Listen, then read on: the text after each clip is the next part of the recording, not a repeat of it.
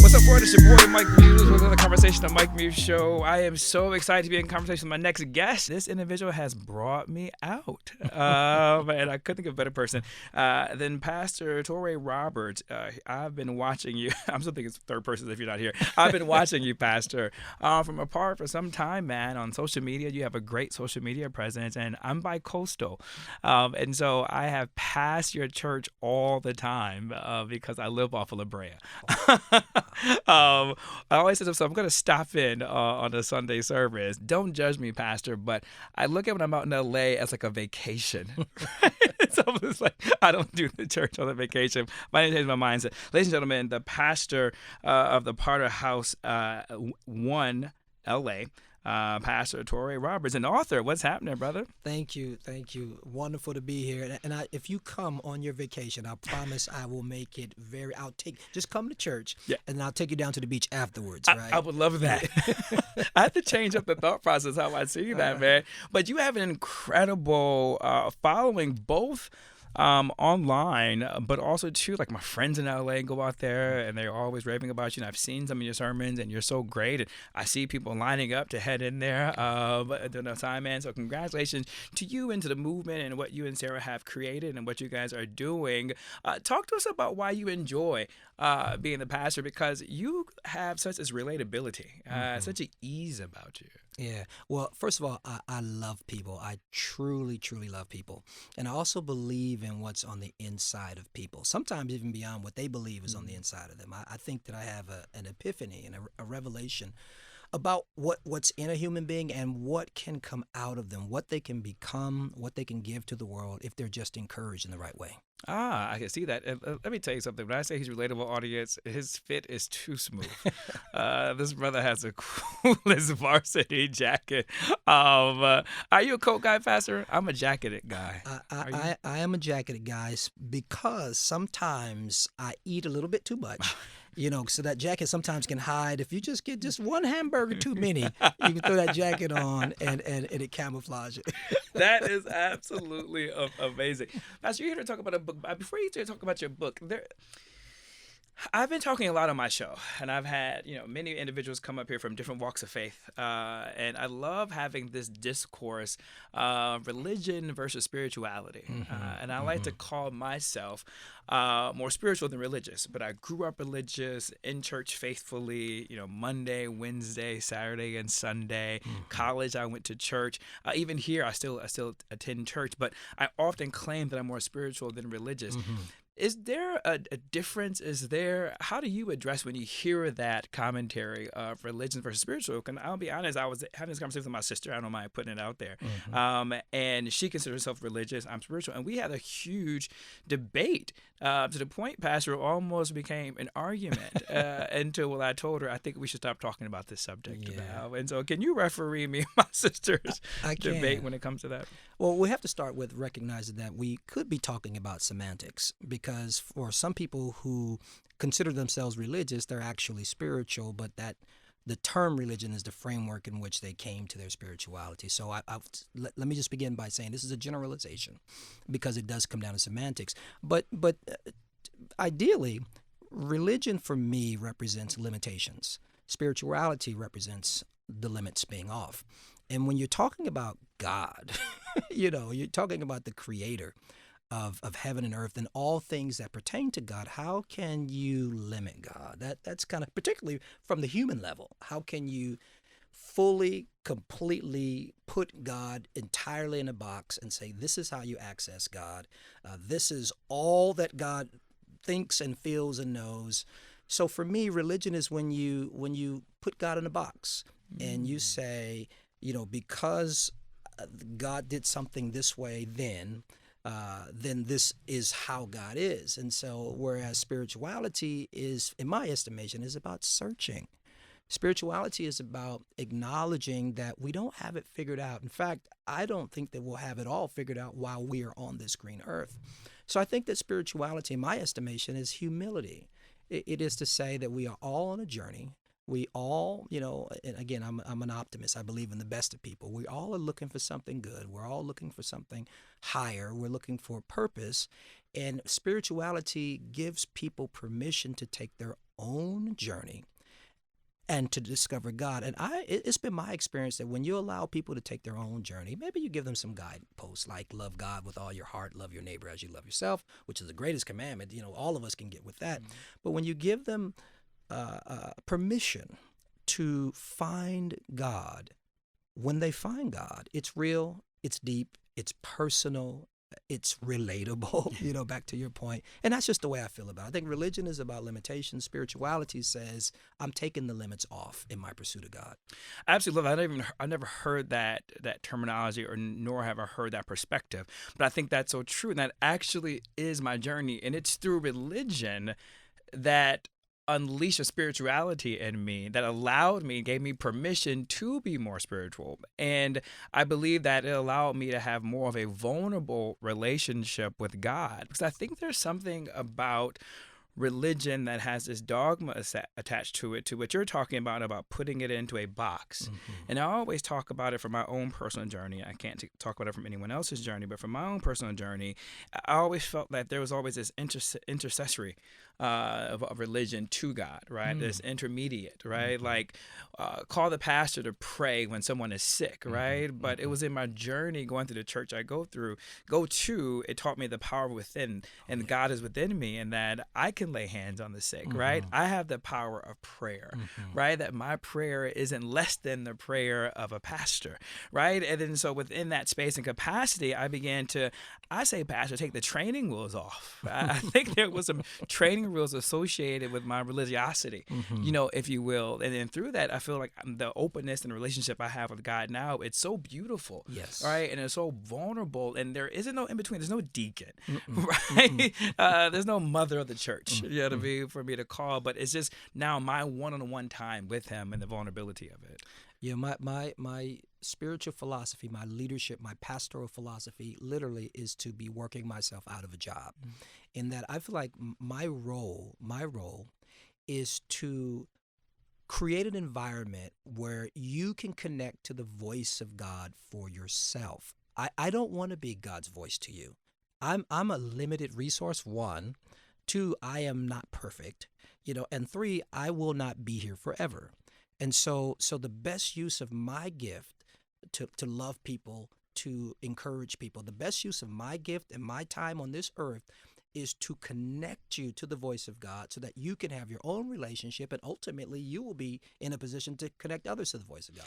I love how you said preach yourself out of a job. Yep. I talk about that with my pastor. So it's no secret my pastor is Creflo Dollar. Oh, and so I always say that it actually is through Creflo that he has the ability to balance the two of, preaching to those who still need that religion to get them through the week, but also to preaching and teaching to another group simultaneously who can connect with the spirituality aspect of it. And I joke and I say, he's actually taught me to be more spiritual than religious. Yes. It probably didn't even know what he was doing, but it was all underneath that framing of agape love. And once he started diving into that series of agape love and that being the biggest commandment of all, I was just like, it unlocks all the other principles, understanding that what I thought of the quote unquote 10 commandments. I don't mean to say quote unquote the real, but of the 10 commandments, I was always preached to me. Yes. Right? And I was like, but if it was preached with this type of understanding and teaching, and then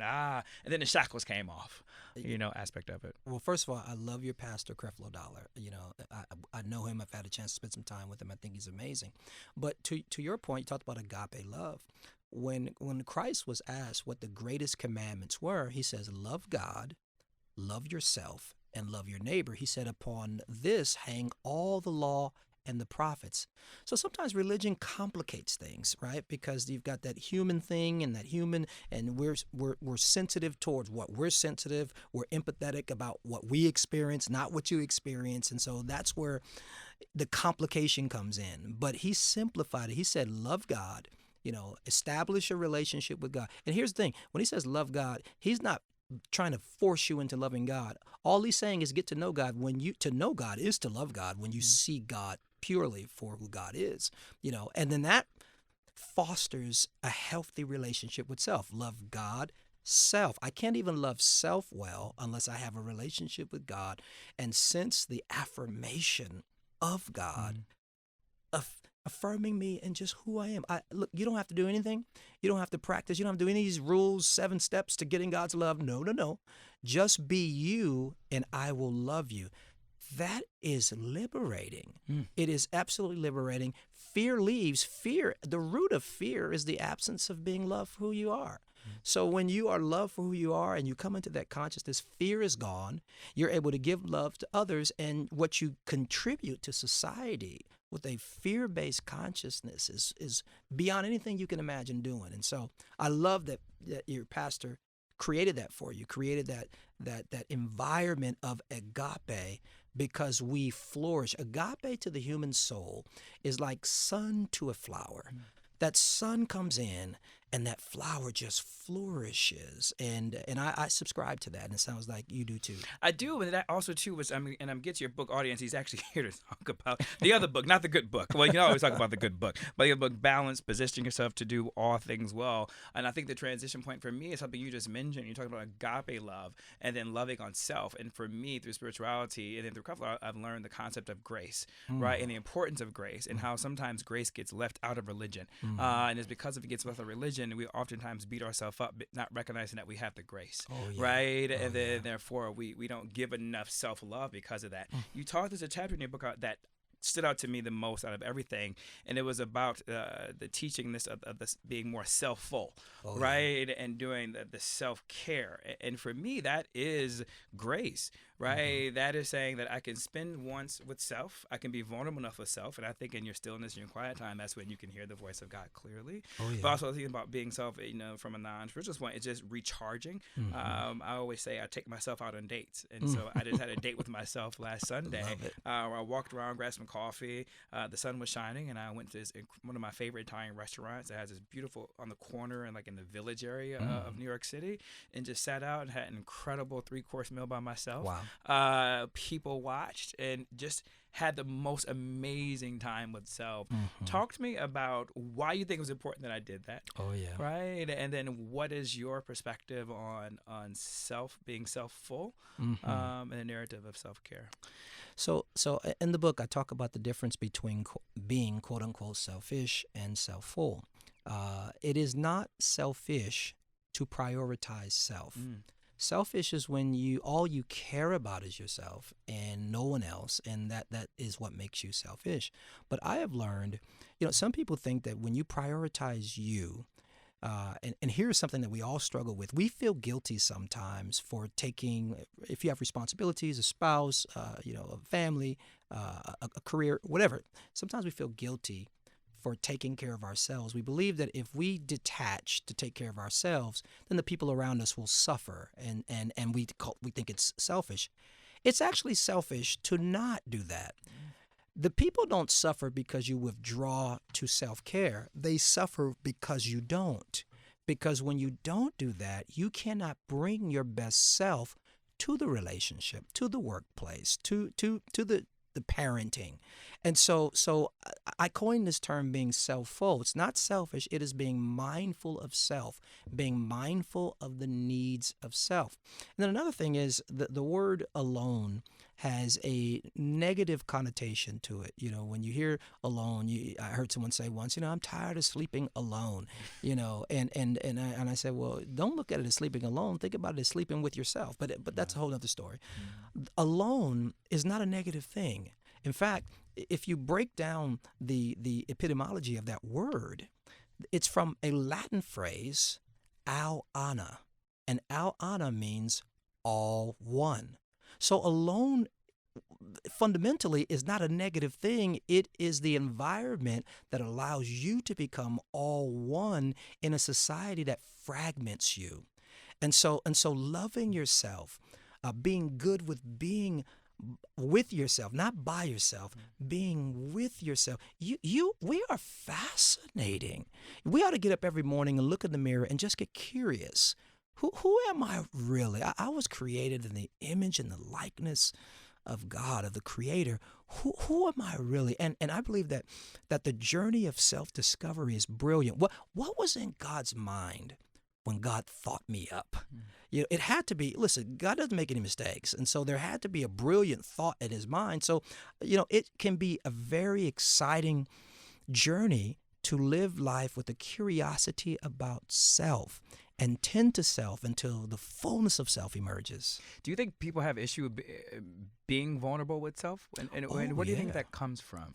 I think it's the fear of self. I think that, in balance, I describe it as night. If you're a spiritual person, if you're a Christian, you'll say devil, Satan, Lucifer. If you're New Age or whatever, you'll call it resistance. Everyone has a name for it. Because I wanted to have a conversation with everybody, not just people who believe like I believe. Anyone who is really pursuing balance, I call it night. Night does a good job of making us feel inadequate. Night is the nemesis of balance. Night is the force that is out there. When you have an anti-you thought, guess where it didn't start? It didn't come from you. Because you wouldn't talk to you like that. It didn't. The seed might have been planted for you to talk to you like that, but anything that is anti-you ultimately does not come from you. And so I believe that there is I hate to use this term, but I'm going to use it, a conspiracy against the beauty of who you are, and I believe that it is the nemesis of balance, which is night. And so I think that people struggle with loving themselves or even exploring themselves because they have been duped into thinking that there's something wrong with them or that they're less than. We compare ourselves, and most of the time we come up short. And so I think that it is a part of the journey of life to unlearn these feelings of inadequacy, these feelings of fear, these self-deprecating thoughts, to unlearn it and ultimately grow in self-love and self-learning and get aligned with what I've termed balance. I mean, Pastor, it's almost as if we grew up together. I use the same words that I use. I talk a lot about unlearning. Oh, yeah. And I've talked about how much I've had to unlearn religion in order to have a better relationship with God. Oh, yeah. I talk a lot about curiosity. But I haven't talked about curiosity from perspective of what you're talking about it. I always talk about we teach young people to follow their passion, and I don't believe in that. I believe in finding curiosity. Yeah, I think that's we give them we put too much pressure on them to find that right thing that's right for them, the whole nine. And just like your curiosity has led me to where I am today. And I think when you allow yourself to be curious about your career and things you're interested in, I think you ultimately get to the place that you're actually destined to be. But I never talked about it from the perspective of being curious with oneself. And I think there is a journey to explore with oneself, to be curious. And I think that's what I've been doing on my date nights with myself, is being curious about myself still. Sitting there thinking about me, where am I at, taking stock in the space that I'm in, right? And then and then also too evaluating my currency, right? And then how do I want to trade in on that currency, and what do I do with my life? And so I never think about from that curiosity. That's something that's going to stick with me, and I think I'm going to keep talking about that. I'm definitely going to give you your attributions with that one. But I love night. You have a way with words, and my audience knows how much I love words. Your play with words and metaphors are really great, and I see why people connect to you the way that they do. It's so relatable. It's almost illustrative. Right? Wow. It's almost like colors, and you can see the imagery that comes. But night, for me, I think, if I can lean into that just a little bit more, for me, that means I know the attributes you're giving to it, right? It's almost like a being or a thing or an entity, you know what I mean? But also, too, night can be color, right? And then night can be dark, right? And what you're talking about, the alone, right? All one. And sometimes that's when you notice you're by yourself, when the sun isn't up, there's less people around, right? It's not as bright and cheery, right? And when it's not bright and cheery, can you still be the light, right? And so I think that's what that concept of night, that's what I'm pulling from. Oh, yeah. Is. But the power of that and the power of no, I could talk to you all hour. I don't have you for a full hour. That means you just have to come back to the Mike Muse show. I got you. I think we're just getting started with this conversation. The power of no, I think I really want to lean into that too as well, because, audience, as I mentioned, starting off this conversation, I looked at these last 2 years qualifying, and I love to qualify, the position of privilege that I had, being at home for 2 years and not having to be concerned about my lifestyle changing in terms of economics. And I was still, the type of career that I had, was still able to be gainfully employed, if not even more so, because as a journalist, having to report out on so much information that's been happening these last 2 years. But I looked at that, Pastor, as a a sabbatical. A sabbatical that I never thought I had time for, right? I couldn't even perceive. Sitting still for 2 years, Marius knows that I was telling you, Pastor, I'm bicoastal, so ripping and running. Like, I normalized being busy in a way that shouldn't have been normal, right? I normalized taking the red eye from LAX on a Tuesday, sometime with a 9 p.m. flight or 7 p.m. flight, arriving into JFK around 6 a.m., 8 a.m., depending, and somebody's coming straight here to the studio to do the morning show from 8 to noon, then just to flip and go right back to JFK to head right back to LAX and do that every week. That wasn't normal. No. But I normalized that and was saying yes to it all, right? And then being still, I was like, I was a crazy person for that, Mike. That wasn't normal. And I enjoyed, at the time, you can say I had the excuse of saying no because, for COVID, I'm not really trying to hang out. I'm not trying to do things. But now that excuse isn't as applicable. You can still do it. But there was a power of no. And I find myself sometimes now saying yes. And so it's good that you're here. I'm very honest. I feel myself leaning back to sometimes saying yes. Talk to me about why I should not be sliding back into that yes phase and what comes with the power of no. Yeah, I think no is important because yes is expensive. When you give a yes, you have committed valuable resource. You are a limited resource. I know we don't feel like we are. I know we feel like we are infinite in energy and resource, but the fact of the matter is we are not. We have a certain amount of time. We have a certain amount of energy, a certain amount of availability. So when you say yes, just know that you are committing energy and capacity.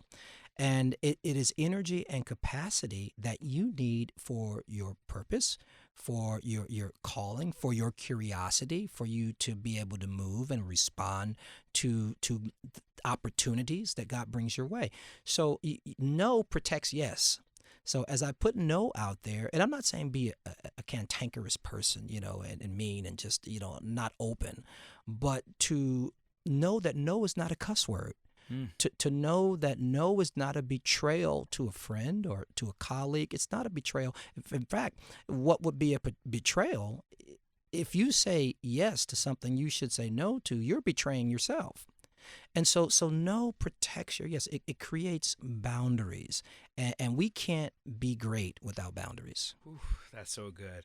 Pastor Rose, I understand now a little bit more about you, and in a short amount of time, there's still, I'm sure, a lot more to be discovered, but I understand why that you have wrote this book, Balance, Position Yourself to Do All Things Well.